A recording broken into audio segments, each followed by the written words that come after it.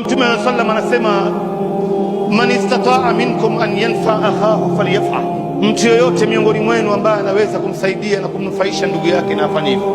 Hii ni nafasi ya dhahabu ambayo tunapewa katika maisha yetu Waislamu, na wengi wetu hatuyachukui haya. Ndio Mtume akasema man nafasa an mu'minin kurbatan min kurabi dunya nafasa Allahu anhu kurbatan min kurabi yawm al-qiyamah. Mtu yoyote ambaye atakayemtatulia matatizo yake ndugu yake Muislamu au binadamu mwenzake, Mwenyezi Mungu naye atamtatulia matatizo yake siku ya Kiyama. Wa man yassara an mu'sirin yassarahu Allahu fi dunya wal akhirah, na mtu yoyote ambaye atakayemsaidia mtu mwenye uzito akamfanyia wepesi, Mwenyezi Mungu naye atamfanyia wepesi katika dunia yake na akhira yake. Wa man satara musliman satarahu Allahu fi dunya wal akhirah, na mtu yoyote ambaye atakayemsitiria ndugu yake Muislamu aibu yake, Mwenyezi Mungu naye atamsitirie naye vile vile aibu yake katika dunia hii na kesho akhera.